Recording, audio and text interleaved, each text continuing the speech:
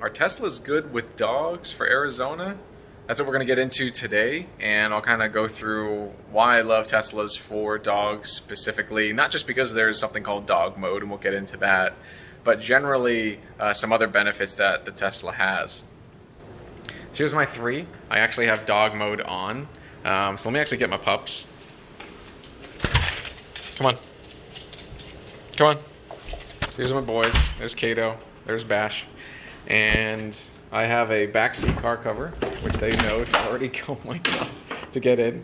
He's like, oh my god, this is crazy. So let me kind of fix this. Come on, up, up. Up, up. And they love it. They kind of know what to do and get into the car right away, and they're just hanging out. And these car covers, you know, they're not Tesla specific, but you can get generic car covers, as you know, from 20 to 50 bucks. If you have one on your current car, it'll probably fit, and it works out really well. I'll link the one in the description with the one that I have that I found really helpful, and more on that shortly. So generally, I don't normally recommend leaving your dogs in the car. I will say having tint, this is 20% tint, really helps with privacy. With Teslas, a lot of people know not to break the window, but it really helps even more, especially if you leave the dog mode on, which is this. It'll say my owner will be back soon. Don't worry, the AC's on at 75, which really keeps the cabin cool, and this totally works even in summer. And the other reasons why I like this car for dogs is on trips and a lot of, you know, with heavy usage of the dogs, this leather's really strong. So this is the vegan leather, and it's pretty scratch proof. Like, you can't really see, but these seats are 15,000 miles driven. There's some smudges, a lot of the dog art, as you can see in the window, how dirty it is. It wipes off really, it wipes off easy, but the leather holds up really well to dog nails and things like that. I still recommend a cover because, of course, they could potentially puncture it, but it's pretty amazing. The AC system, generally, I don't have the heat pump like in the Model Y, but I hear that's a great system. But for the Model 3, the Model S, and the X, like, all of them have dog mode, and the AC just works so well. It's going to keep the car cool even in midsummer. So I do recommend buying, you know, shade screens for the top windows. These cars can get really hot, even with the tint that I have on the front and the sides. It's going to get warm, but the dog should be very comfortable.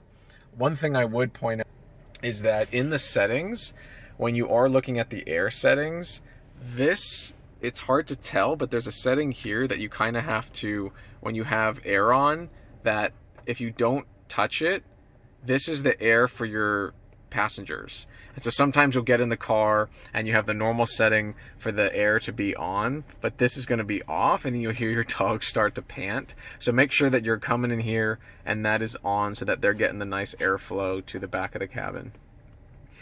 Dog mode is great. You, again, never leave pets or children, or well, I guess never leave children unattended, but essentially this car is really great for dogs. And Teslas in general, to recap, are great just because you're going to have great times through the quality construction. Like, none of the materials I have in here have been scratched despite them standing on them and things of that nature. The AC system works really well to keep the cabin cool. And then there's dog mode, which just generally is great to help prevent others from being worried. I did have once, maybe a year ago, someone say, hey, don't leave your dogs in there. They weren't familiar with the Tesla system, weren't aware that the AC was on. I don't usually leave them in there for very long periods of time if I'm just going to run in somewhere really quick. But tint kind of helps to make sure that, you know, they are okay, and others won't be like snooping in and seeing animals in there. It kind of just lets you do your thing, keep the dogs safe.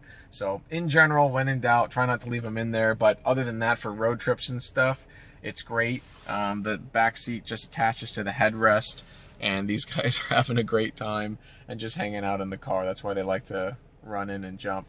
So those are a few reasons why I think Teslas are pretty amazing for dogs generally, and you should have a great time. Thanks so much. Talk to you in the next one. Peace.